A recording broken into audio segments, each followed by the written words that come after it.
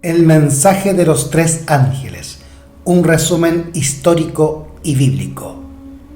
Apocalipsis capítulo 14, versículos 6 al 12.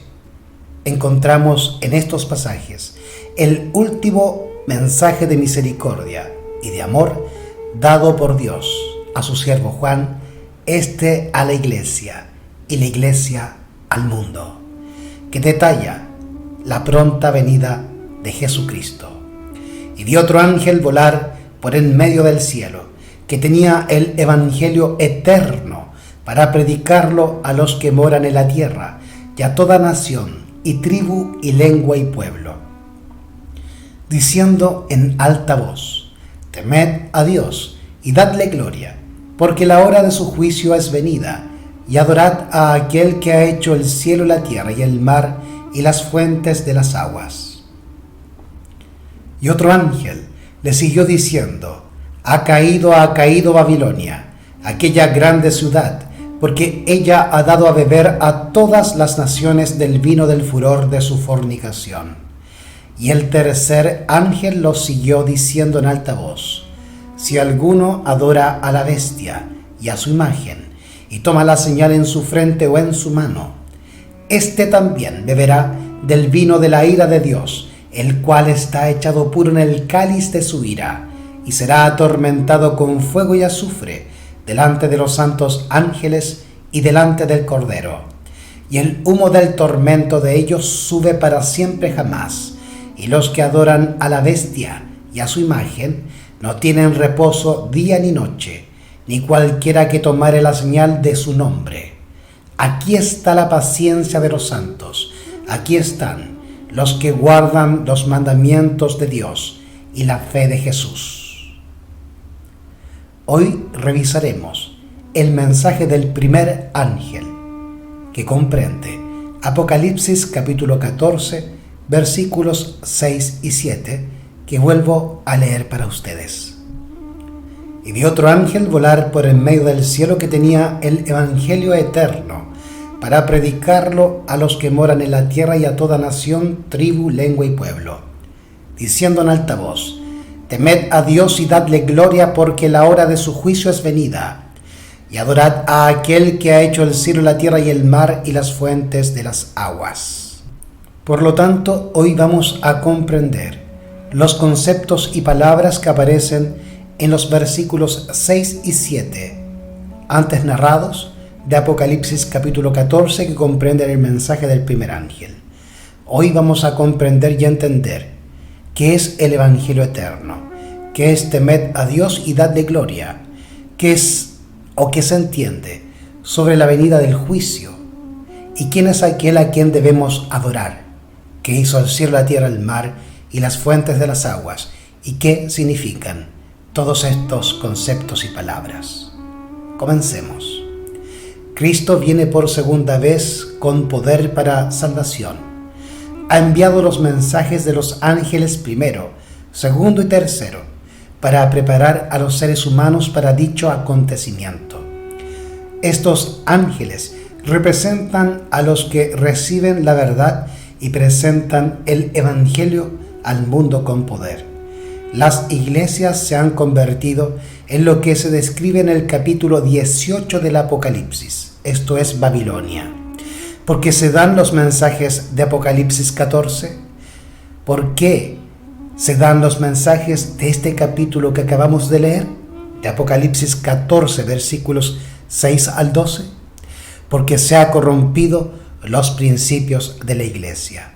Aparentemente, todo el mundo es culpable de recibir la marca de la bestia, pero el profeta ve un grupo de los que no adoran a la bestia y no han recibido su marca en sus frentes ni en sus manos. Vamos entonces a comprender qué es el evangelio eterno nombrado en el versículo 6 de Apocalipsis 14 del primer ángel. El evangelio eterno es el mensaje dado por Dios a Adán y Eva, que se centra en el gran conflicto entre el bien y el mal, la luz y las tinieblas, Cristo contra Satanás, y que está expresado en Génesis capítulo 3 versículo 15, donde se profetiza el gran conflicto y la venida de Jesucristo a morir por los pecados del mundo y su muerte en la cruz del Calvario. Pero también se profetiza la destrucción final de Satanás. Génesis 3:15 dice la palabra del Señor: y enemistad pondré entre ti y la mujer, y entre tu simiente y la simiente suya. Esta te herirá en la cabeza y tú le herirás en el calcañar. Este mensaje es declarado parte del Evangelio eterno. La predicación del Evangelio no ha sido encargada a los ángeles, sino a los hombres. En la dirección de esta obra se han empleado ángeles santos, y ellos tienen a su cargo los grandes movimientos para la salvación de los hombres. Pero la proclamación misma del Evangelio es llevada a cabo por los siervos de Cristo en la tierra. El último mensaje de clemencia que ha de darse al mundo es una revelación de su carácter de amor. Los hijos de Dios han de manifestar su gloria. En su vida y carácter han de revelar lo que la gloria de Dios ha hecho por ellos. Cuando fueron creados, Adán y Eva tenían un conocimiento de la ley original de Dios.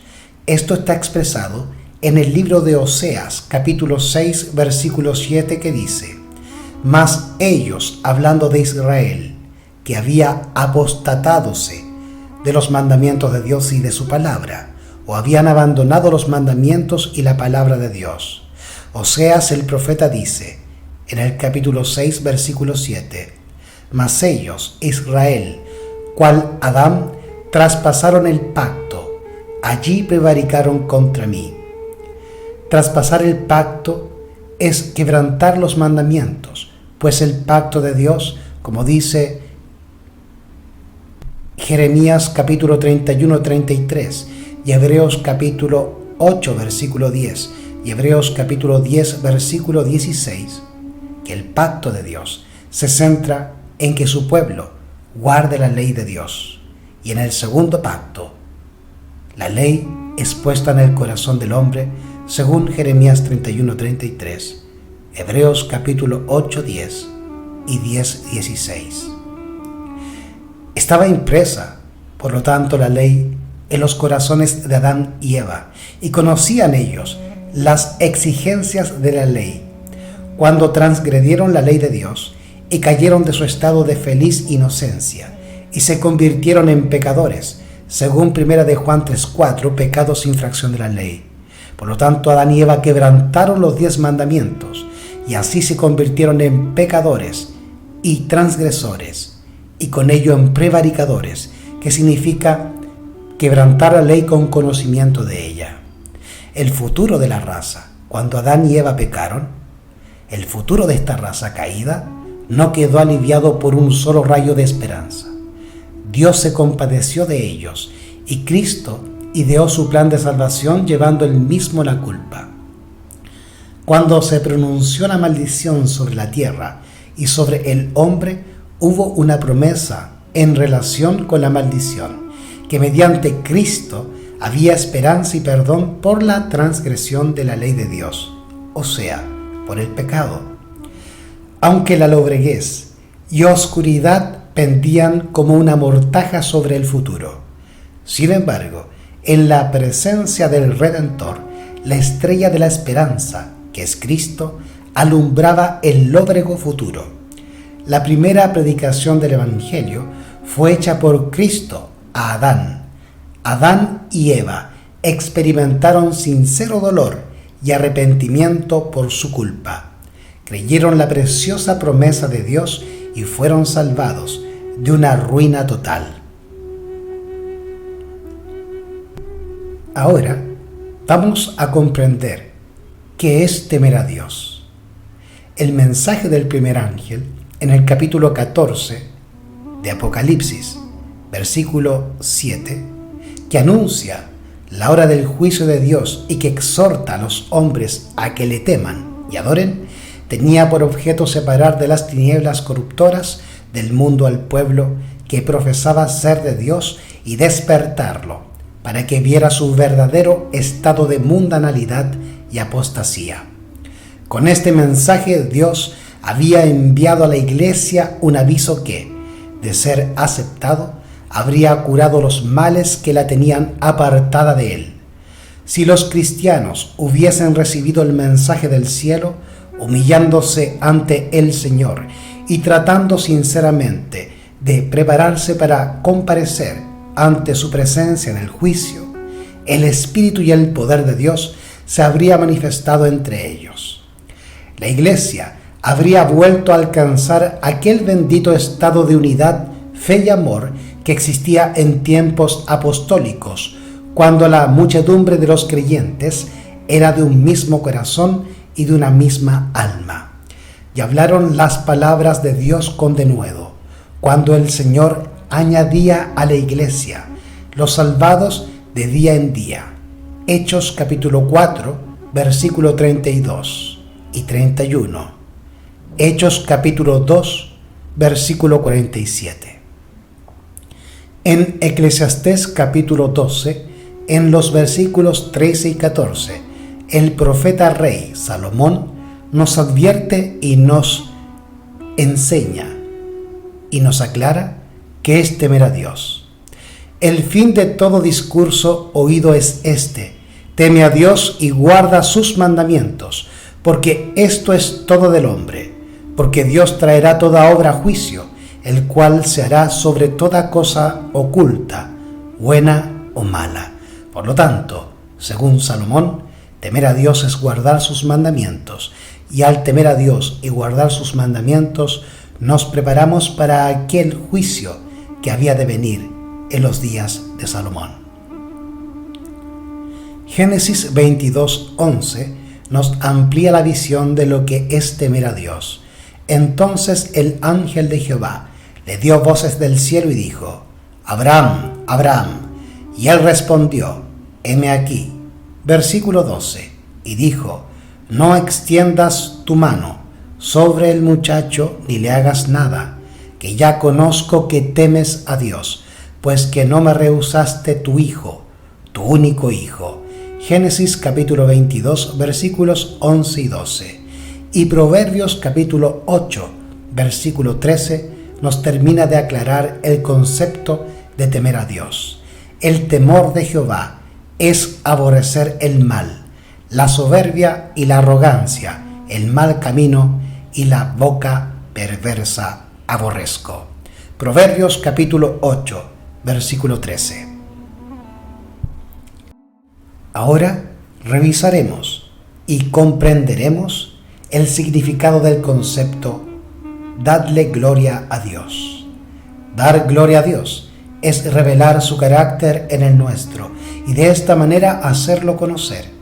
Y glorificamos a Dios en cualquier forma en que hagamos conocer al Padre o al Hijo. El primer ángel exhorta a los hombres a que teman al Señor y le den honra o gloria, y a que le adoren como creador del cielo y de la tierra. Para poder hacerlo, deben obedecer su ley. El sabio profeta dice: teme a Dios y guarda sus mandamientos, porque esto es la suma del deber humano. Eclesiastés capítulo 12, versículo 13. Sin obediencia a sus mandamientos, ninguna adoración puede agradar a Dios. Este es el amor de Dios, que guardemos sus mandamientos. El que aparte sus oídos para no escuchar la ley, verá que su oración misma es cosa abominable. Primera de Juan capítulo 5, versículo 3. Y Proverbios capítulo 28, versículo 9. Segunda de Corintios capítulo 3, versículo 18 nos dice: por tanto, nosotros todos, mirando a cara descubierta, como en un espejo la gloria del Señor, somos transformados de gloria en gloria, en la misma semejanza, como por el Espíritu del Señor. Pablo nos advierte en 2 de Corintios 3:18 que acabamos de leer, que la transformación del hombre caído a la imagen de Dios es el desarrollo de la gloria de Dios en el hombre. Por lo tanto, la gloria de Dios en el hombre es que éste muestre el carácter divino de Dios en su vida, y el poder para revelar a Dios en la vida del hombre y poder transformarlo es el poder del Santo Espíritu del Señor, la gracia de Dios. En 2 de Corintios capítulo 4, versículos 4 al 6, el apóstol Pablo nos dice: en los cuales el Dios de este siglo o de este mundo cegó los entendimientos de los incrédulos, para que no les resplandezca la lumbre del Evangelio de la gloria de Dios, del carácter de Dios, el cual es la imagen de Dios, del Padre. Cristo es la gloria del Padre, la imagen misma, el carácter del Padre revelado a los hombres, y los hombres somos llamados a revelar el carácter del Padre y del Hijo a través del poder del Santo Espíritu. Porque no nos predicamos a nosotros mismos, dice Pablo, sino a Jesucristo, el Señor, y nosotros, vuestros siervos por Jesús. Porque Dios, que mandó que de las tinieblas resplandeciese la luz, es el que resplandeció en nuestros corazones para iluminación del conocimiento de la gloria de Dios en la faz de Jesucristo. Y Juan, el discípulo amado, en el capítulo 1, versículo 14 nos dice: y el Verbo, hablando de Jesús, se hizo carne y habitó entre nosotros, y vimos su gloria, gloria como del unigénito del Padre, lleno de gracia y de verdad. Es por ello cuando Felipe, en Juan capítulo 14, pidió que Jesús les mostrara el Padre, Jesús les dijo: tanto tiempo que estoy con vosotros, Felipe, ¿y no me habéis conocido? El que me ha visto a mí, ha visto al Padre, porque en Cristo estaba la gloria y la imagen misma del Padre, su carácter.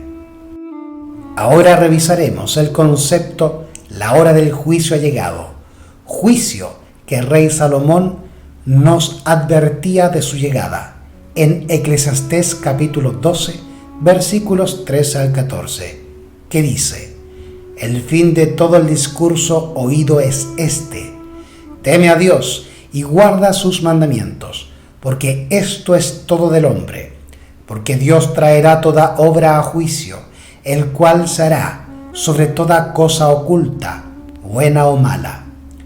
La ley de Dios es la regla por la cual los caracteres y las vidas de los hombres serán probados en el juicio. Salomón dice: teme a Dios y guarda sus mandamientos, porque esto es la suma del deber humano, pues que Dios traerá toda obra a juicio.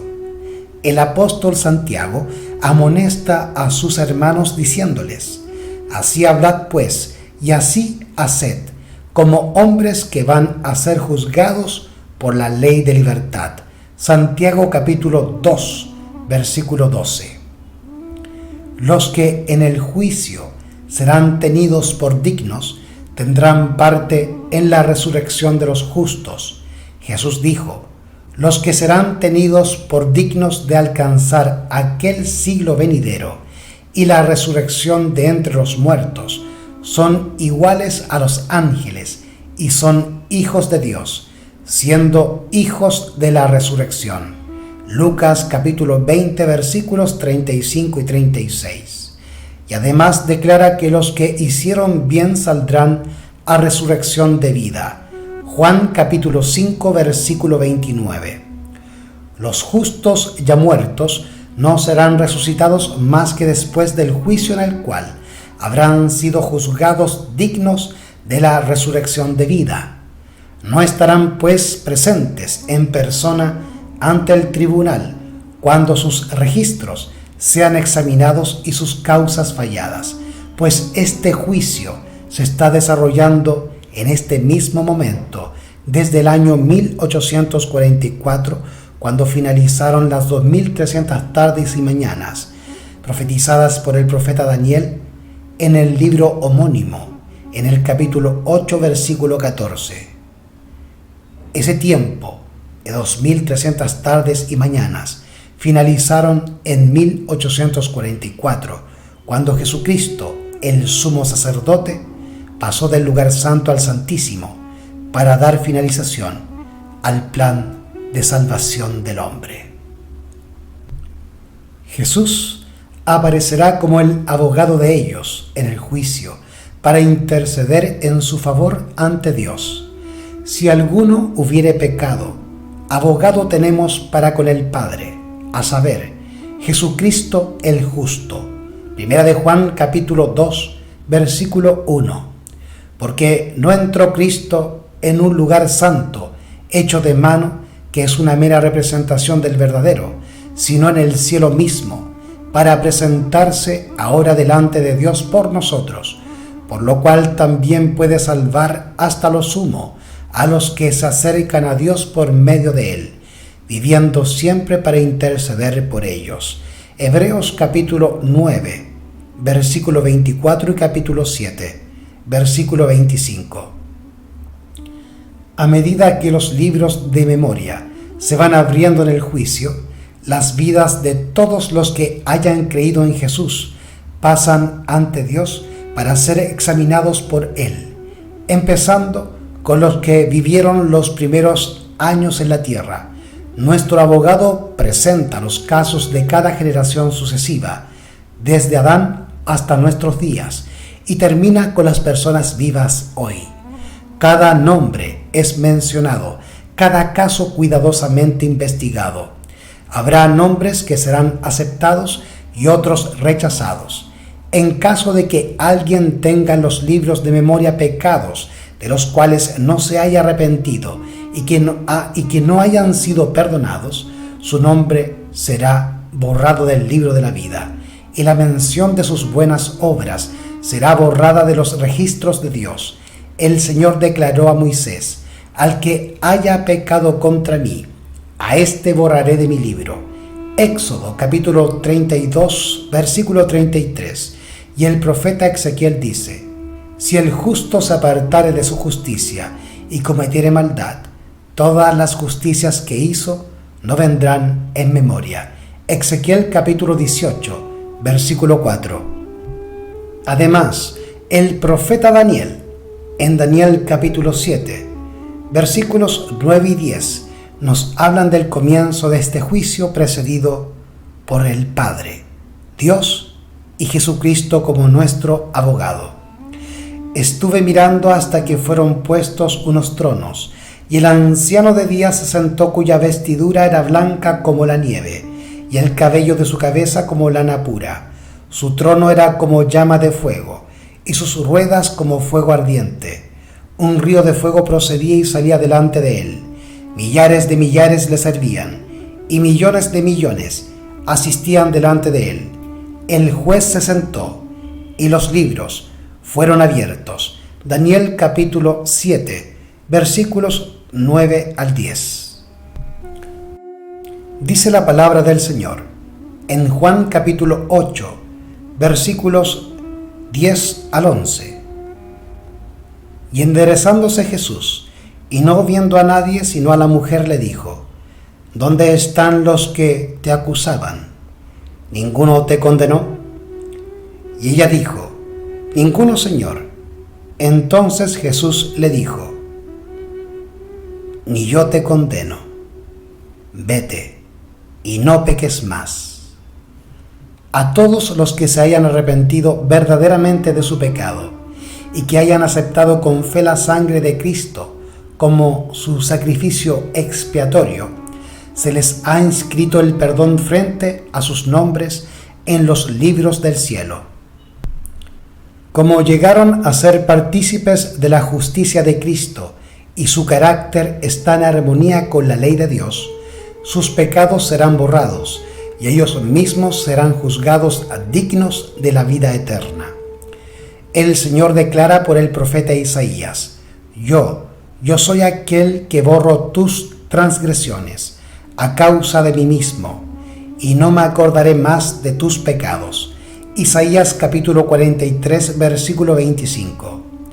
Jesús dijo: el que venciere será así revestido de ropas blancas, y no borraré su nombre del libro de la vida, sino confesaré su nombre delante de mi Padre y delante de sus santos ángeles.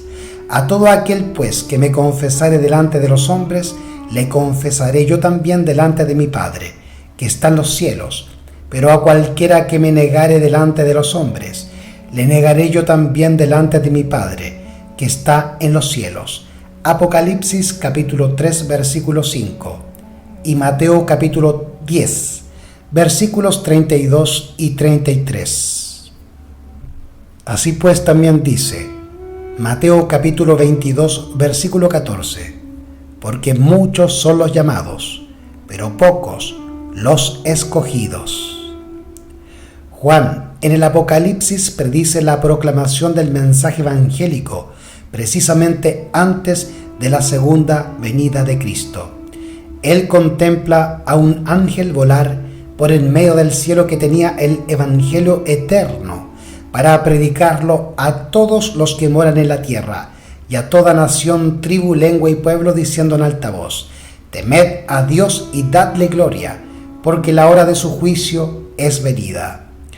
En la profecía, esta amonestación referente al juicio, con los mensajes que con ella se relacionan, es seguida por la venida del Hijo del Hombre en las nubes de los cielos. La proclamación del juicio es el anuncio de que la segunda aparición del Salvador está por acaecer, y a esta proclamación se denomina el Evangelio Eterno. Así se ve que la predicación de la segunda venida de Cristo es el anuncio de su cercanía, es una parte esencial del mensaje evangélico. La Biblia declara que en los últimos días los hombres se hallarán absortos en las ocupaciones mundanas, en los placeres y en la adquisición de dinero. Serían ciegos a las realidades eternas. Cristo dice: como los días de Noé, así será la venida del Hijo del Hombre, porque como en los días antes del diluvio estaban comiendo y bebiendo, casándose y dándose en casamiento, hasta el día en que Noé entró en el arca, y no conocieron hasta que vino el diluvio, y llevó a todos. Así será también la venida del Hijo del Hombre. Tal ocurre en nuestros días. Los hombres se afanan en obtener ganancias y en la complacencia egoísta, como si no hubiera Dios, ni cielo, ni más allá. En los días de Noé, la amonestación referente al diluvio fue enviada para despertar a los hombres en medio de su impiedad y llamarlos al arrepentimiento. Así, el mensaje de la segunda venida de Cristo tiene por objeto arrancar a los hombres de su interés absorbente en las cosas mundanas de esta tierra. Está destinado a despertarlos al sentido de las realidades eternas, a fin de que den oídos a la invitación que se les hace para ir a la mesa del Señor. La invitación del Evangelio ha de ser dada a todo el mundo, a toda nación y tribu, lengua y pueblo. El último mensaje de amonestación y misericordia ha de iluminar el mundo entero con su gloria. Ha de llegar a toda clase de personas, ricas y pobres, encumbradas y humildes. Ve por los caminos y por los vallados, dice Cristo, y fuérzalos a entrar, para que se llene mi casa. Ahora, vamos a comprender y estudiar el concepto que nos invita a adorar a aquel que hizo el cielo, la tierra, el mar y todas las cosas que en ellos hay. Dice Apocalipsis capítulo 14, versículo 6 al 7. Vi otro ángel volar en medio del cielo que tenía el evangelio eterno para predicarlo a los moradores de la tierra y a toda nación, tribu, lengua y pueblo, diciendo en alta voz: temed a Dios y dadle gloria, porque la hora de su juicio ha venido. Y adorad a aquel que hizo el cielo, la tierra y el mar y las fuentes de las aguas. ¿Quién es aquel que todo lo hizo? Génesis capítulo 2, versículo 1 al 3 nos dice que es Jehová. y fueron acabados los cielos y la tierra, y todo el ejército de ellos. Y acabó Dios en el séptimo día su obra que había hecho, y reposó en el séptimo día de toda su obra que había hecho. Y bendijo Dios al día séptimo y lo santificó, porque en él reposó de toda su obra que Dios había creado y hecho. Génesis capítulo 2 versículos 1 al 3. Por lo tanto, Dios, Jehová, hizo los cielos y la tierra y todo lo que en ellos hay. Y al hacer todas las cosas, reposó en el sábado, lo santificó y lo bendijo. Y luego, al crear al hombre y al establecer su pueblo en la tierra, le entregó el ejemplo y mandamiento que él había hecho, obedeciendo al Padre, guardando el santo sábado cuando él finalizó su obra de creación. Y ahora lo da como ejemplo al hombre, para que éste también obedezca. Éxodo capítulo 20, versículo 8 al 11. Te acordarás del día sábado para santificarlo. 6 días trabajarás y harás toda tu obra, pero el séptimo día es el sábado de Jehová tu Dios. No harás en él obra alguna, tú, ni tu hijo, ni tu hija, ni tu siervo, ni tu sierva, ni tu ganado, ni tu extranjero que está dentro de tus puertas, porque en 6 días hizo Jehová el cielo y la tierra, y el mar, y todas las cosas que en ellos hay, y reposó en el séptimo día. Por tanto, Jehová bendijo el día sábado y lo santificó. Juan capítulo 1 versículos 1 al 3 nos amplía. En el principio era el Verbo, y el Verbo era con Dios, y el Verbo era Dios. Este era en el principio con Dios, y todas las cosas por él fueron hechas, y sin él nada de lo que ha sido hecho fue hecho. ¿Quién hizo todas las cosas? El Verbo. Y el Verbo era Dios, y el Verbo es Cristo. Juan capítulo 1, versículos 9 al 11. Aquel era la luz verdadera, que alumbra a todo hombre que viene a este mundo. En el mundo estaba, y el mundo fue hecho por él, y el mundo no le conoció. A lo suyo vino, y los suyos no le recibieron. Y Pablo nos amplía aún más en Colosenses capítulo 1, versículos 13 al 18, y nos dice: que nos ha librado de la potestad de las tinieblas, y trasladado al reino de su amado Hijo, en el cual tenemos redención por su sangre, la remisión de pecados, el cual es la imagen del Dios invisible, el primogénito de toda criatura, porque por él fueron creadas todas las cosas que están en los cielos y que están en la tierra, visibles e invisibles, sean tronos, sean dominios, sean principados, sean potestades. Todo fue creado por él y para él. Y él es antes de todas las cosas, y por él todas las cosas subsisten. Y él es la cabeza del cuerpo, que es la iglesia, el que es el principio, el primogénito de los muertos, para que en todo tenga el primado. Es Jesucristo, quien ha creado todas las cosas y ha reposado en sábado, santificándolo y bendiciéndolo, y diólo por mandamiento perpetuo para todas las generaciones, pues el sábado conmemora la obra de creación del mundo por Jesús. Por ello, el sábado es la señal o marca de Dios y su creación. Juan en Apocalipsis predice la proclamación del mensaje evangélico precisamente antes de la segunda venida de Cristo.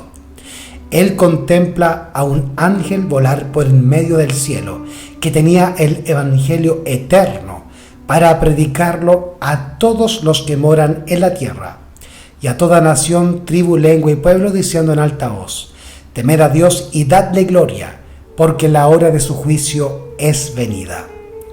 En la profecía, esta amonestación referente al juicio, con los mensajes que con ella se relacionan, es seguida por la venida del Hijo del Hombre en las nubes de los cielos. La proclamación del juicio es el anuncio de que la segunda aparición del Salvador está por acaecer, y a esta proclamación se denomina el Evangelio eterno. Así se ve que la predicación de la segunda venida de Cristo, el anuncio de su cercanía, es una parte esencial del mensaje evangélico. La Biblia declara que en los últimos días los hombres se hallarían absortos en la ocupación mundanal, en los placeres y en la adquisición de dinero. Serían ciegos a las realidades eternas.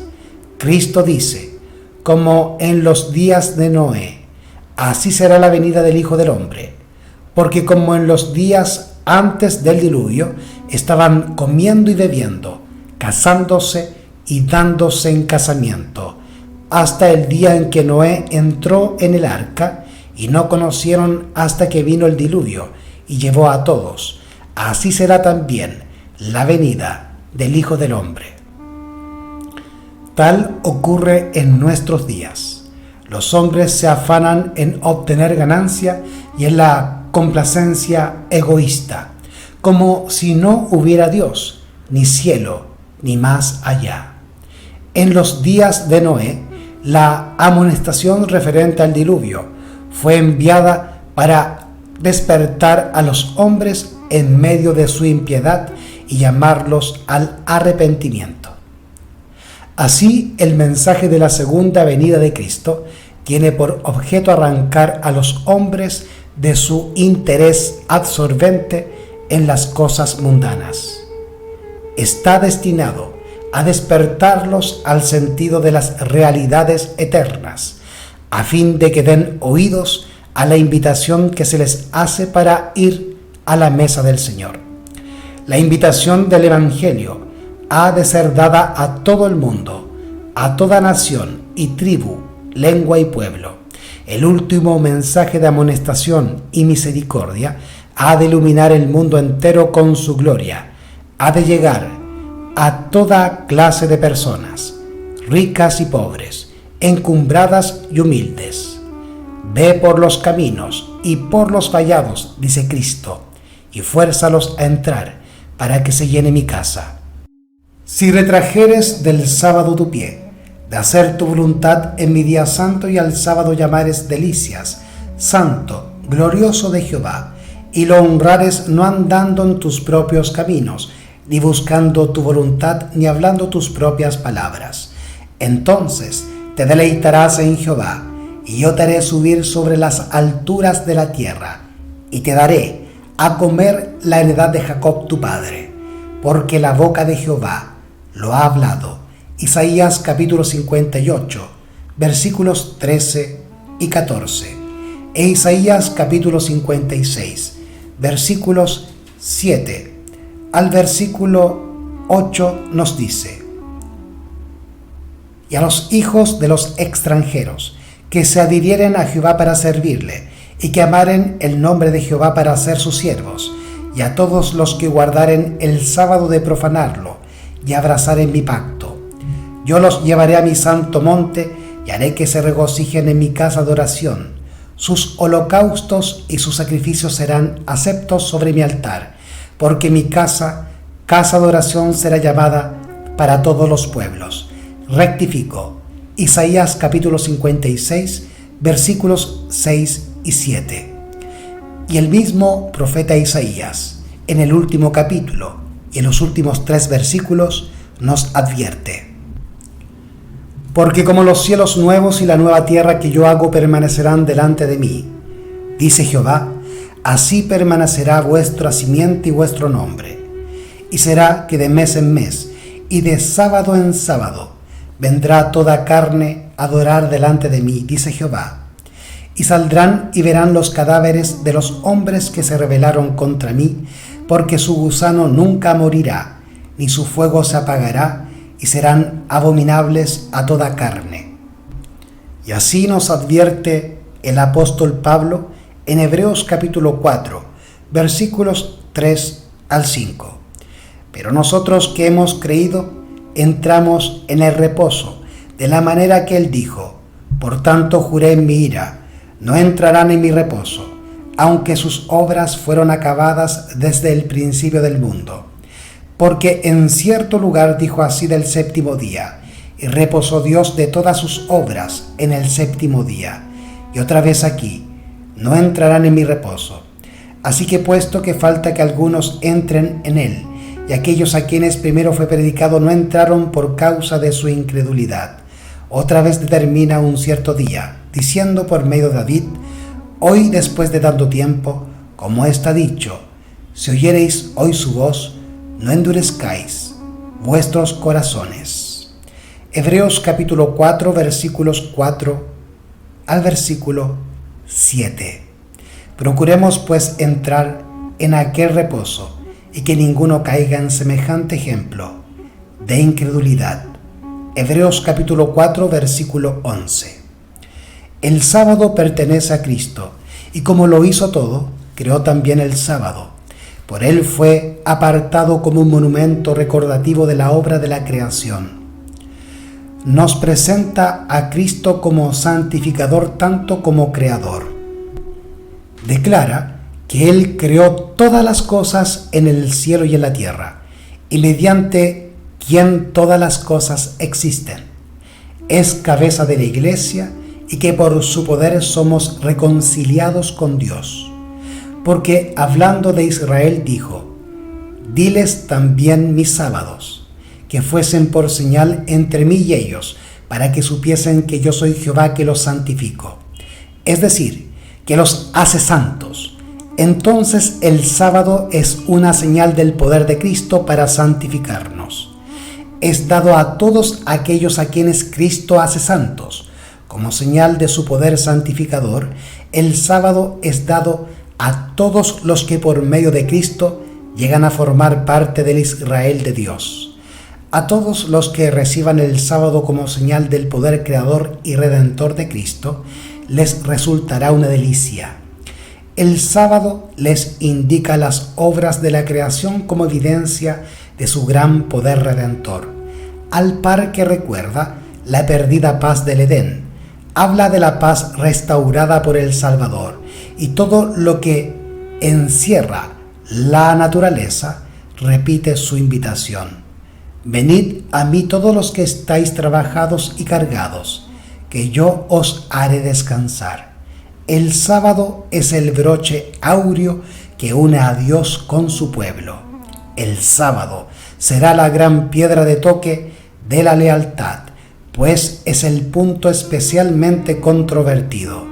Cuando esta piedra de toque les sea aplicada finalmente a los hombres, entonces se trazará la línea de demarcación entre los que sirven a Dios y los que no le sirven.